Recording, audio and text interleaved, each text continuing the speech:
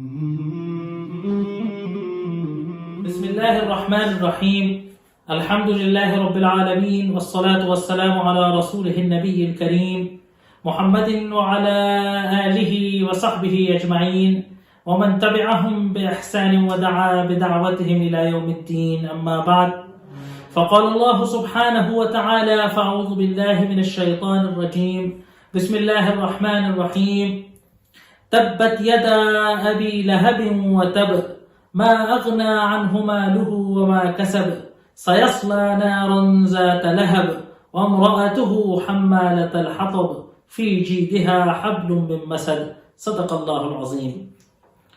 محترم ناظرین، السلام علیکم ورحمۃ اللہ وبرکاتہ.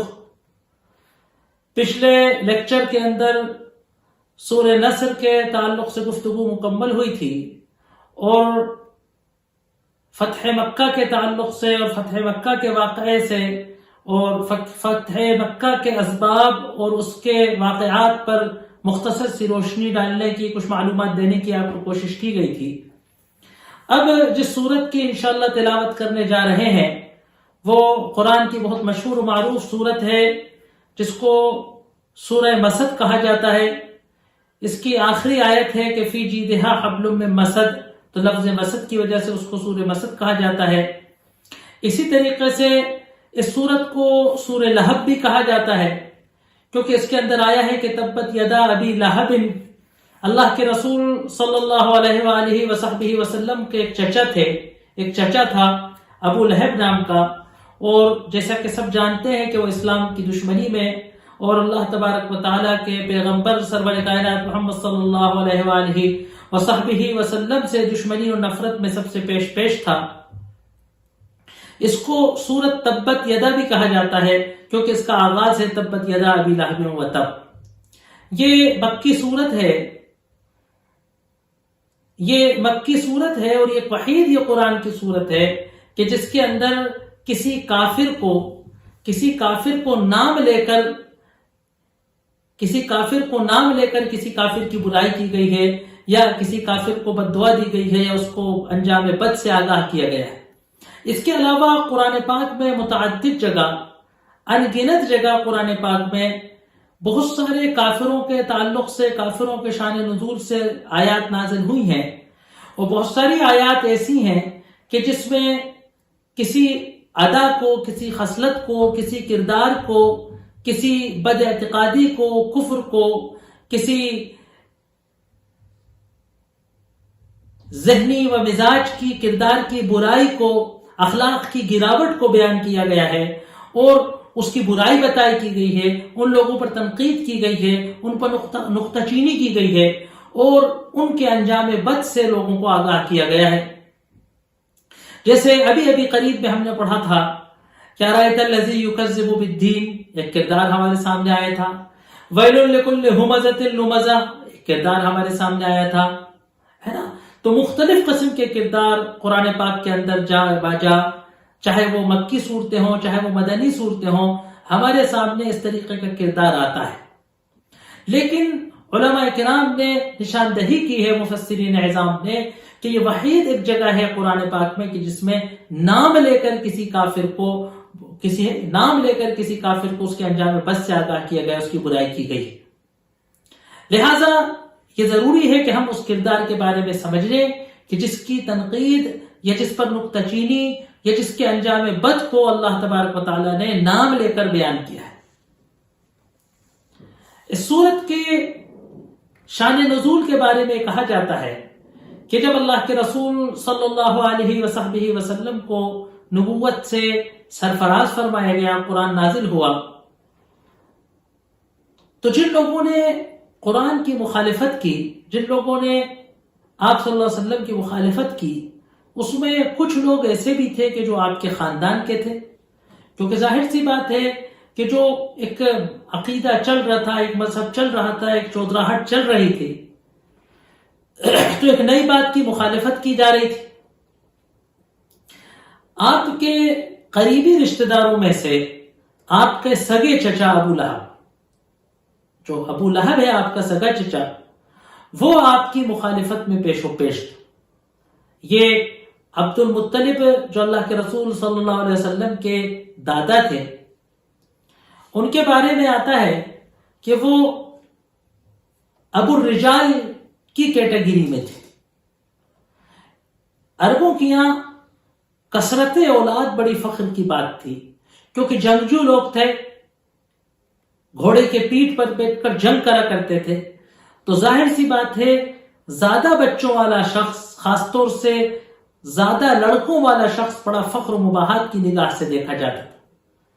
عربوں میں یہ تصور تھا کہ وہ شخص بڑا خوش قسمت ہوتا ہے کہ جس کے بچے اس کے ادھیڑ پن میں ہی جوان ہو جائیں، اور باپ بھی ابھی جنگ کرنے کے لائق ہو اور بچے بھی گھوڑے پہ سوار ہو کر اس کے ساتھ جنگوں میں ساتھ جائیں۔ ایسا شخص کہ جس کے 10 بچے اپنے باپ کی صحت میں ہی، باپ کی زندگی میں ہی جوان ہو جائیں، ان کو ابو الرجال کہا جائے۔ چنانچہ عبد المطلب بھی ان لوگوں میں تھے کہ جن کے 10 بچے جو ہے باپ کی زندگی میں ہی بالغ ہو چکے تھے، اسی لیے 10 بیٹے پیدا ہوئے۔ ان میں سے کئی چچا اللہ کے رسول صلی اللہ علیہ وسلم کے تھے کہ جن میں سے 2 کو ایمان نصیب ہوا، حضرت حمزہ رضی اللہ عنہ اور حضرت عباس رضی اللہ عنہ۔ باقی چچا نے نبوت کا زمانہ نہیں پایا، 4 چچا آپ کے نبوت کا دہر پایا 4 نے، جن میں سے 2 نے، حضرت عباس اور حضرت حمزہ رضی اللہ عنہ نے اسلام قبول فرمایا۔ لیکن 2 چچا ایسے تھے کہ جن نے اسلام قبول نہیں کیا، ایک ابو طالب اور ایک ابو لہب۔ لیکن ان دونوں میں فرق یہ تھا کہ ابو طالب آپ سے محبت میں، اخلاص میں اور کافر رہتے ہوئے آپ کی دفاع میں، آپ کی نصرت میں اور دنیا کے تمام مصائب میں آپ کے ساتھ کھڑے رہنے میں ایک مثال کے طور پر ہے۔ انتہائی آپ سے محبت فرمائی، بلکہ کئی قصیدوں کے اندر آپ نے اپنے بھتیجے کے دین کی تعریف کی اور اسلام کی دعوت میں آپ صلی اللہ علیہ وسلم کے ساتھ سپر بنے رہے۔ ابو لہب ایسا تھا کہ جو ہاشمی ہو کر، آپ کا رشتہ دار ہو کر، آپ کا چچا ہو کر، شدید آپ کی مخالفت، شدید اسلام کی مخالفت میں وہ سرے فہرست رہا، صف اول کے جو ہے ان کفار میں اس کا شمار ہے کہ جو صف اول کے اندر شامل تھے۔ یہاں تک کہ جب سارا ہاشمی خاندان اللہ کے رسول صلی اللہ علیہ وسلم کے ساتھ شعب ابی طالب میں گیا تو واحد ایک شخص تھا پورے ہاشمی خاندان کا، ابو لہب، کہ جس نے قریش کا ساتھ دیا اس بائیکاٹ میں اور اپنے خاندان سے الگ تھلگ ہو گیا۔ اس صورت کے شان نزول کے بارے میں آتا ہے کہ وحید ایک شخص تھا یہ کہ جس کی بیوی بھی اس صورت کے اندر فَإِمْرَأَتُهُ اس کی بیوی کا تذکرہ ہے، تو اس کی بیوی جو تھی وہ ام جمیل عروہ ابن الحرب، ابو سفیان کی بہن۔ ابو سفیان جو قریش کے سردار کی حیثیت رکھتے تھے، ان کی سگی بہن تھی عروہ ابن الحرب، جس کو ام جمیل کہا جاتا تھا۔ اب ظاہر سی بات ہے آپ کیونکہ ہاشمی خاندان کے تھے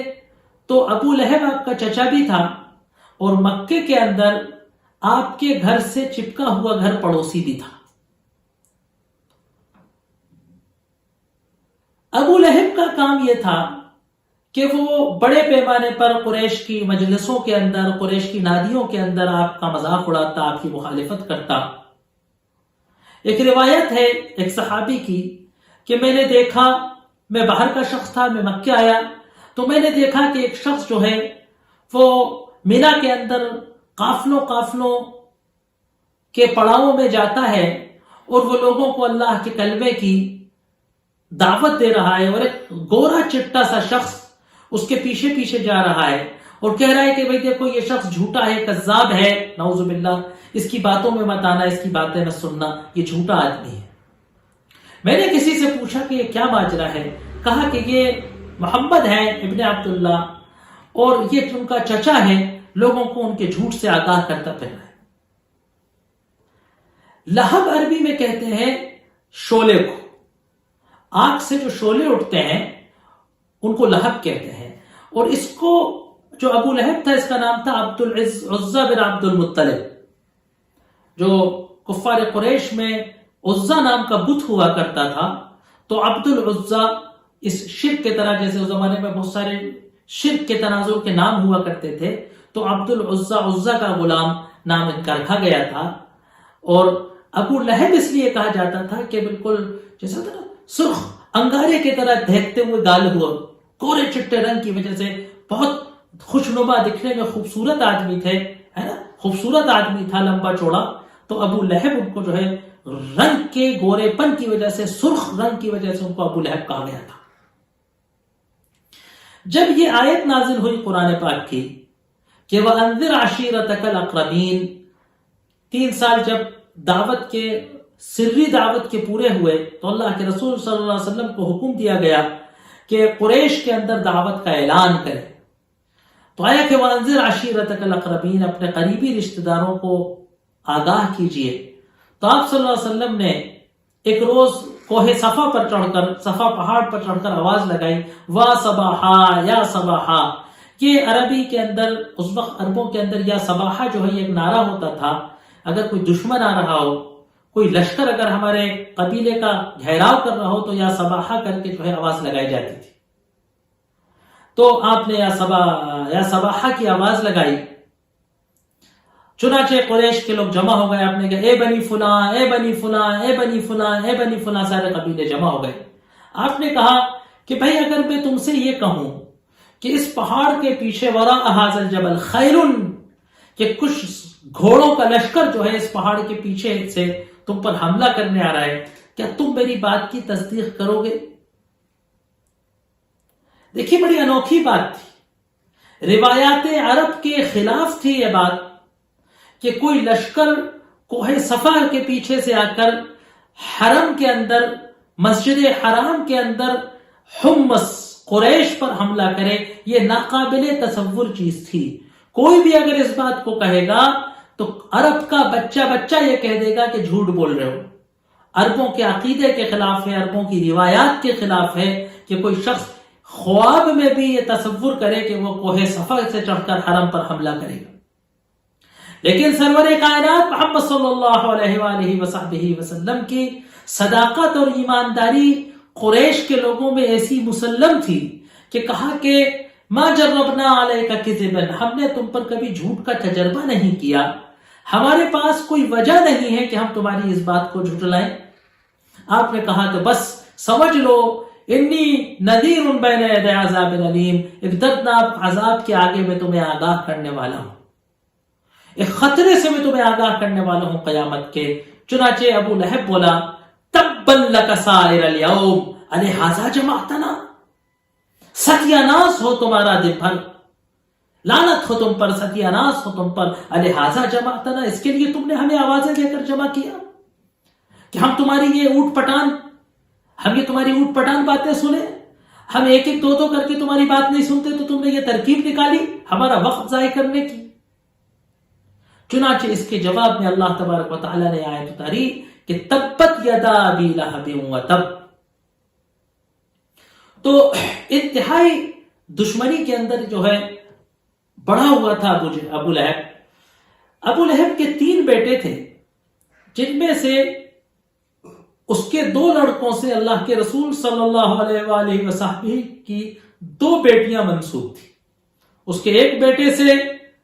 حضرت ام کلثوم رضی اللہ عنہا اور دوسرے بیٹے سے حضرت رقیہ رضی اللہ عنہا جو ہے منسوب تھی۔ جب یہ آیت اتری تو ابو لہب نے کہا رأسی من رأسک حرام، میرے اور تمہارے سر اب ایک چھت کے نیچے نہیں رہ سکتے جب تک کہ تم محمد کی بیٹیوں کو طلاق نہ دے دو۔ تو اللہ تبارک و تعالی نے اپنے نبی کو اس آزمائش سے بھی گزارا کہ اس بدبخت کے بدبخت لڑکوں نے سرور کائنات محمد صلی اللہ علیہ وسلم کی بیٹیوں کو آپ کے سامنے جا کر طلاق دی اور کہا کہ ہم ان کو اپنے ساتھ نہیں رکھنا چاہتے. یہ الگ بات ہے کہ اللہ تبارک و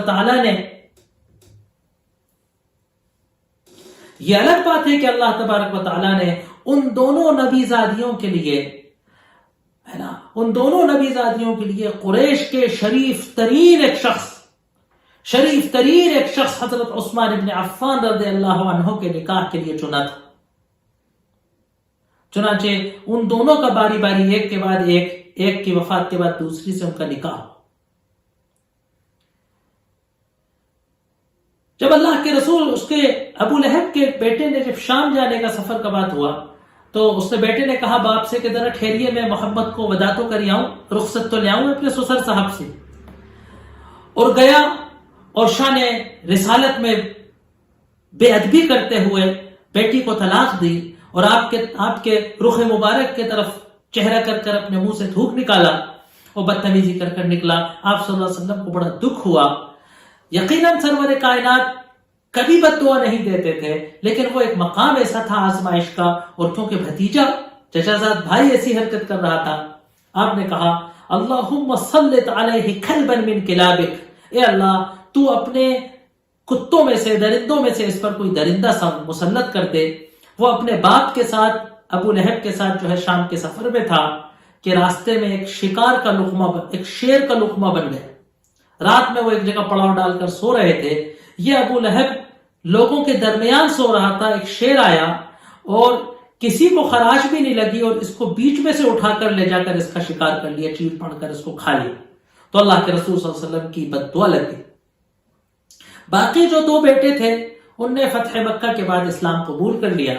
اور ابو لہب جو ہے غزوہ بدر کے 7 دن بعد ابو لہب جو ہے ایک بہت ہی مہلک قسم کی بیماری کے اندر، ایک ایسی بیماری کے اندر مرا کہ جس کے بارے میں قریش والوں کا یہ ماننا تھا کہ یہ لگ جاتی ہے. آج کل جس طریقے سے پوری دنیا میں ایک لگنے والی بیماری سے ڈرائے ہوا ہے اور دنیا کی ایک بڑی تعداد کے جو ایمان کی دولت سے منور نہیں ہے وہ اپنے رشتہ داروں کی لاش کو لینے سے انکار کر رہے ہیں، اپنے رشتہ داروں کی لاش کو دفن کرنے سے، اس کے آخری رسومات کرنے سے انکار کر دیتے ہیں. ایسے دردناک واقعات آتے ہیں. چنانچہ ابو لہب کے ساتھ بھی ایسے ہو کہ وہ اپنے بستر پر مر گیا اور اس کی بیماری نہ لگ جائے اس چکر میں اس کی اولاد نے اس کو دفن تک نہیں کیا. جب قریش والوں نے عار کرا، لاش خراب ہونے لگی، قریش والوں نے بڑا مطلب ان کی غیرت کو للکارا، تو پھر انہوں نے ایک مزدوروں کو کرائے سے لیا اور ایک گڈھا کھود کر دور سے بانسوں سے، ڈنڈوں سے اس کی لاش کو دھکا کر اس گڈھے میں گرایا اور دور سے جو ہے وہ ہے نا، اب دور سے جو ہے وہ پتھر پھینک پھینک کر اس گڈھے کو بند کر دیا. اس طریقے سے اس کو دفن کر دیا گیا. اللہ تبارک و تعالیٰ نے، کیونکہ وہ اللہ کے رسول صلی اللہ علیہ وسلم کی مخالفت میں چھچورے اور اوچھے طریقے اپناتا تھا. بھائی ایک دشمنی بھی تو معیار سے ہوتی ہے نا، تو یہ بڑا چھچورے اور اوچھے طریقوں کو اپناتا تھا. ہم سب کو یہ تعلیم دی گئی ہے کہ اللہ کے راستے میں کام کرنے والوں کو، اللہ کے دین کی خدمت کرنے والوں کو، حق کے لیے کھڑے رہنے والوں کو اوچھے اور چھچورے دشمنوں کا بھی سامنا کرنا پڑے گا. ان پر بھی ہمیں صبر و استقامت کے ساتھ رہنا ہوگا. ابو لہب اور اس کی بیوی چھچورے اور اوچھے طریقوں سے اسلام مخالفت کے لیے سامنے آئے.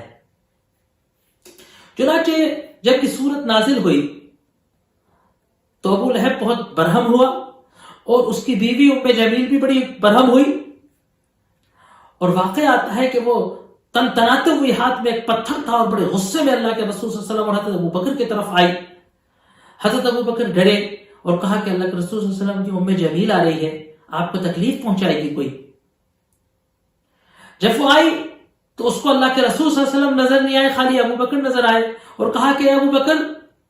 سنا ہے تمہارا ساتھی میری ہجو کرتا ہے. کہا کہ نہیں، انہوں نے تو تمہاری کوئی بھی ہجو نہیں کی. خیر وہ غصے میں تنتناتی ہوئی چلی گئی. حضرت ابو بکر کو بڑا تعجب ہوا کہ اس کو آپ صلی اللہ علیہ وسلم نظر نہیں آئے. تو جیسے کہ میں نے کہا کہ وحید ایک مقام ہے کہ جس میں نام کے ساتھ اور دونوں میاں بیوی پر تنقید کی گئی. اس کے بارے میں آتا ہے کہ وہ رات کے اندھیرے میں جو ہے مکے کے ارد گرد سے بڑے بڑے لکڑیاں، درختوں کے جو کانٹے دار شاخیں ببول وغیرہ کی کانٹے اٹھا اٹھا کر بینتی تھی اور اپنی گردن میں رسی باندھ کر ان کو ڈھو کر لاتی تھی، کمر پر لاد کر ٹوکرے لکڑیوں کے ڈھیر، اور اللہ کے رسول صلی اللہ علیہ وسلم کے دروازے میں اور آپ کے راستے میں اس طریقے سے لگاتی تھی کہ جب آپ صبح اٹھ کر صبح سویرے سویرے آپ اپنے گھر سے نکلے تو ان لکڑیوں سے آپ کو ٹھوکر لگے یا وہ آپ کے پیر میں کانٹے چبھے، آپ کے گھر کے اندر کچرا ڈال دیتی تھی۔ مختلف قسم کی اذیتیں آ رہی ہیں۔ ایک بار اللہ کے رسول صلی اللہ علیہ وسلم کی طبیعت خراب ہو گئی، آپ کو بخار وغیرہ آ گیا اور آپ نے تہجد کی نماز نہیں پڑھی۔ صبح عروہ ام جمیل ملی، کہا کہ محمد کیا بات ہے، 2-3 دن سے رات میں تمہارا شیطان تم پر نہیں آتا، امید ہے کہ تمہاری طبیعت اچھی ہو گئی ہوگی۔ تو اس طریقے سے اذیت دینے والی اوچھی اور چھچوری حرکتوں کے ذریعے اللہ کے رسول صلی اللہ علیہ وسلم کو ستانے میں یہ دونوں میاں بیوی مشہور و معروف تھے۔ اس لیے اللہ تبارک و تعالیٰ نے کہا کہ تبت یدا ابی لہب وتب۔ تبا کہتے ہیں نست و نابود ہو جانا، غارت ہو جانا، ہلاک ہو جانا۔ یدا یعنی ہاتھ، یعنی طاقت۔ تبت یدا ابی لہب وتب، ابو لہب کے ہاتھ، غارت و ہلاک ہو ابو لہب اور ابو لہب کے مساعی، ابو لہب کی کاوش و کارستانیاں، ابو لہب کی محنت و کاوش، ہلاکت و برباد ہو۔ وتب اصل میں عربی کا حوار ہے یہ کہ اللہ تبارک و تعالی خود ابو لہب کو بد دعا دے رہا ہے، اعلان کر رہا ہے کہ غارت ہو۔ ظاہر سی بات ہے کہ جب اللہ تبارک و تعالی کچھ چاہ لے گا تو اس کا ہونا یقینی ہے۔ اس لیے اللہ کہہ رہا ہے کہ تبت یدا ابی لہب، غارت ہو ابو لہب کی کرتوت، و تب اور ہو گئے۔ یہ تب جو ہے یہ تبت ہو جائیں اور تب ہو گئے، تو تبت یدا ابی لہب و تب، ہلاک و غارت ہو ابو لہب اور ابو لہب اور اس کے کرتوت غارت ہو گئے۔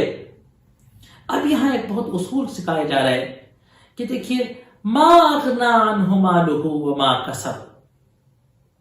جو کچھ انسان اس دنیا کے اندر کرتا ہے، جو اکڑتا ہے، دندناتا ہے، حق کی مخالفت کرتا ہے، حق والوں کو دباتا ہے، حق کو کچلتا ہے، وہ اپنے دولت کے، اپنے رتبے کے اور اپنے اقتدار کے گھمنڈ۔ اللہ تبارک و تعالیٰ کہہ رہا ہے کہ ابو لہب کی تاریخ اپنے سامنے دیکھ لو، ما اغنا عنہ مالہ، اس کا مال اس کے کوئی کام نہیں آیا۔ کب کام نہیں آیا؟ نہ تو دنیا میں کام آیا۔ آپ نے دیکھا کہ جس مدے کے لیے اس نے ہر برائی، ہر بد اخلاقی، ہر گراوٹ اپنائی، وہ مدہ فنا ہو گیا۔ غزوہ بدر کے اندر کافروں کی شکست کی ذلت اس نے برداشت کی، اور پھر اس دنیا سے کس قسم پرسی کے حالت میں اپنی مال و دولت کو اولاد کے پاس چھوڑ کر اس حالت میں مرا کہ عزت کے ساتھ مکہ شہر میں اس کا جنازہ بھی نہیں اٹھا۔ دوسری بات کہ ما اغنا عنہ مالہ، جب قیامت کے دن اس ہلاکت و بربادی کا اثر ہوگا، مرنے کے بعد جب اس کو اس کا اصلی مقام ملا، جب روح قبض کے وقت سے فرشتوں نے اور عالم برزخ میں اس کا وہ بدترین مقام ملا، تو اس کا مال اس کے کوئی کام نہیں آیا، وما کسب، اور نہ اس کی کمائی کوئی کام ہے۔ علماء نے کہا کہ مال میں اور کسب میں کیا فرق ہے؟ کسب یعنی کمائی، کہتے ہیں مال کہتے ہیں کیپٹل کو، سرمائے کو، اور کسب جو ہے اس سے ہونے والا نفع ہے۔ دوسرا یہ کہ مال جو ہے وہ دولت ہے، اور کسب جو ہے وہ ہمارا جو کچھ ہم نے ایک عمل کیا ہے، جو ہمارا کردار ہے، جو ہماری پوزیشن ہے، جو ہمارے کرتوت ہیں، ہے نا، جو ہماری کرنی ہے۔ اس لیے جو ہے کسب جو ہے یہ علماء عقیدہ کے اندر بھی جو ہے نا ما کسبت لکل امرئ ما کسب، ہر انسان کو اس کا بدلہ ملے گا جو کچھ اس نے کمایا ہے، یعنی دولت جس طریقے سے کماتے ہیں اسی طریقے سے جو عمل کمایا ہے۔ تو ما اغنا عنہ مالہ وما کسب، اس کا مال کوئی کام نہیں آیا، جو کچھ اس نے کمایا تھا، چاہے وہ دولت کی صورت میں ہو، چاہے وہ عہدے کی صورت میں ہو، چاہے وہ مقام و مرتبے کی صورت میں ہو، چاہے وہ پوزیشن کی صورت میں ہو، چاہے وہ منافع اور منفعتوں کی صورت میں ہو، وہ اس کے کوئی کام نہیں آیا اس وقت جب اللہ تبارک و تعالیٰ نے اس پہ لعنت و ملامت چسپا کی، اور جب قیامت کے دن اس کا اثر ہوا تو اس کی مال نظر اس کے کوئی نہیں۔ سَيَصْلَىٰ نَارًا ذَاتَ لَهَبٍ، سیصلا وہ جھلسایا جائے گا، وہ جلایا جائے گا، وہ تپایا جائے گا، ہے نا، نارن ذات لہب، ایسی آگ پر کہ جس میں شعلے ہو رہے ہوں۔ اب یہ جو ہے عربی زبان کے اندر بلاغت کے فن میں ایک شق آتی ہے جس کو جناس کہتے ہیں، کہ ایک ہی لفظ استعمال ہو، ایک ہی جیسا لفظ استعمال ہو جملے کے اندر، لیکن اس کے بدل تو تبت یدا ابی لہب سیصلی نارن ذات لہب، ہے نا، تو ایک جگہ لہب سے مطلب اس کا لقب ہے، اور ایک جگہ لہب سے مراد جہنم کی آگ کے شعلے ہیں۔ سیصلی نارن ذات لہب وامرأتہ حمالۃ الحطب، اور اس کی بیوی حمالۃ الحطب، لکڑیاں ڈھونے والی ہے۔ حمالۃ الحطب کے سلسلے میں 3 قول آتے ہیں علماء کرام کے۔ ایک تو مطلب حمالۃ الحطب کا یہ ہے کہ لکڑیاں ڈھونے والی، کہ جیسے ابھی اوپر ذکر ہوا تھا کہ اس کو حمالۃ الحطب اس لیے کہا گیا کہ وہ خاردار تنکے اور لکڑیاں کانٹے بینتی پھرتی تھی اور ان کو اٹھا اٹھا کر لاتی تھی، اور اللہ کے رسول صلی اللہ علیہ وآلہ وصحبہ وسلم کے گھر کے دروازے میں، آپ کی چوکٹ میں، آپ کے راستے میں رکھتی تھی تاکہ آپ کو اذیت ہو۔ دوسری مطلب یہ ہے کہ یہ عربی کا محاورہ ہے حامل الحطب، ہے نا، کہ یحمل الحطب، کہ آگ لگانا، یعنی یہ جو چغلی کرنے کا استعارہ ہے عربی زبان میں، کہ چغلی کرنے والے کو کہا جاتا ہے کہ ادھر جا کے اس کے کان بھر رہا ہے، ادھر جا کے اس کے کان بھر رہا ہے، اور وہ رشتوں کے اندر، خاندانوں کے اندر، قبیلوں کے اندر لڑائی کی آگ لگاتا ہے۔ تو جس طریقے سے ایک جگہ کی آگ سے تنکے اٹھا کر دوسری جگہ لگا دے، اور کسی، ہے نا، لکڑی کو آگ کے لیے لکڑی ڈلائے، کوئی ادھر سے بیڑی سگریٹ سلگا کر دوسری جگہ جا کر لگا دے اور اس سے آگ لگ جائے، تو یہ حمالۃ الحطب جو ہے ادھر کی بات ادھر، ادھر کی بات ادھر کر کے لوگوں کے درمیان دشمنیوں کی آگ لگا۔ تو بعض علماء نے کہا کہ کیونکہ جو پورا قرآن نے اس کا کردار بتایا ہے اس کے اندر شچوراپن و گراوٹ، تو اس کا ایک کردار کا اثر یہ ایک بتایا گیا کہ وہ چغلی میں مبتلا رہتی تھی، وہ چغلی کیا کرتی تھی۔ تو حمالۃ الحطب کہ اس کی بیوی کی جو لکڑیاں ڈھوتی ہے، فی جیدہا حبل من مسد، اور تیسرا مطلب یہ ہے حمالۃ الحطب کا کہ یہ جو اللہ کے رسول صلی اللہ علیہ وآلہ وصحبہ وسلم کے راستوں میں کانٹے بچھاتی تھی، اس کی سزا بالمثل، جزا بالمثل کے تحت اللہ تبارک و تعالی قیامت کے دن آخرت میں جہنم کے اندر وہ لکڑیاں اپنی کمر پر ایک رسی کے ذریعے ڈھوتی پھرے گی۔ فی جیدہا حبل من مسد، اس کی گردن کے اندر، جید کہتے ہیں عربی میں اس جگہ کو، یہ عام طور سے جو عورتیں ہار پہن کر جسم کے جس حصے کو ہار پہن کر مزین کیا جاتا ہے، اس جگہ کو، گردن کے اس حصے کو، گردن اور سینے کے اس پیش حصے کو جید کہا جاتا ہے، گردن کے مطلب اس کی گردن میں حبل من مسد، آگ کی ڈوری۔ اصل میں مسد، حبل من مسد کہا جاتا ہے کسی بھی گٹھی رسی ہو، جو جیسے جس کو یوں کر کے گاٹ کے بنائی جاتی ہے، اس کو حبل من۔ تو ایک قول تو وہی ہے کہ جو وہ رسی باندھتی تھی اور گردن پہ جو کھینچ کر رسی کمر پر جو لکڑیوں کی ڈھیری لاتی تھی، اس کے مطلب میں ہے۔ ایک یہ ہے کہ اس کی گردن میں آگ کی رسی قیامت کے دن ڈالی جائے گی، اور ایک قول یہ ہے کہ اس کے پاس ایک بڑا قیمتی ہار تھا، اس کے پاس ایک بڑا قیمتی ہار تھا اور وہ اس کو پہنتی تھی، اور وہ بڑے فخر کے ساتھ اپنے ہار کی طرف اشارہ کر کے کہتی تھی کہ میں بڑے فخر سے کہتی تھی، گھمنڈ کے ساتھ، کہ میں محمد کی دشمنی میں یہ ہار تک بیچ دوں گی، یہ ہار بیچ کے بھی میں محمد کی دشمنی میں خرچ کر سکتی ہوں۔ تو کہا کہ جس ہار کا دہائیاں دے کر وہ محمد صلی اللہ علیہ وسلم کی مخالفت اور محمد صلی اللہ علیہ وسلم کے دین کو ختم کرنے کے دعوے اور زبانیں چلاتی تھی، اسی ہار کے بعوض اس کی گردن میں رسی لٹکائی ہے۔ تو فی جیدہا حبل من مسد، یہ اللہ تبارک و تعالی نے جو ہے ابو لہب اور اس کی بیوی دونوں کی ہجا کے اندر یہ ایک صورت نازل کی، کہ جب سورہ کوثر کے اندر آتا ہے کہ اس نے کہا کہ بُتِرَ محمد اللیلہ، کہ آج محمد لا ولد ہو گیا، مقطوع الذکر ہو گیا، تو اللہ تبارک و تعالی نے ابو لہب کو یہ سزا دی کہ رہتی دنیا تک واحد ایک ایسا کافر شخص ہے کہ قرآن میں جس کا نام لے کر اس پر لعنت، قرآن میں نام لے کر اس کی تباہی اور اس کی بربادی اور اس کے جہنم میں جلائے جانے کی دعائیاں دیتی جاتی رہیں گی۔ اللہ تبارک و تعالیٰ نے یہ صورت اتار کر ان تمام لوگوں کی عبرت کا سامان بنایا ہے کہ جو سرور کائنات صلی اللہ علیہ وآلہ وصحبہ وسلم کی شان میں، آپ کی ذات میں، آپ کے دین میں، آپ کی تعلیمات کے اندر جو ہے آپ کی تعلیمات سے دشمنی رکھتے ہیں، آپ کی تعلیمات کو اس دنیا سے مٹانے کی کوشش کرتے ہیں۔ اللہ تبارک و تعالی ہمارا اور ہماری نسلوں کے ایمان کی حفاظت فرمائے۔ اللہ تبارک و تعالی ہمیں سرور کائنات محمد صلی اللہ علیہ وسلم کی آبرو اور عزت پر فنا اور فدا ہو جانے والوں میں بنا دے۔ حضرت حسان بن ثابت رضی اللہ عنہ نے فرمایا تھا، ان ابی و والدہ لعرض محمد منکم فداء، میں اور میرے ماں باپ دونوں محمد کے آبرو پر قربان ہو سکتے ہیں۔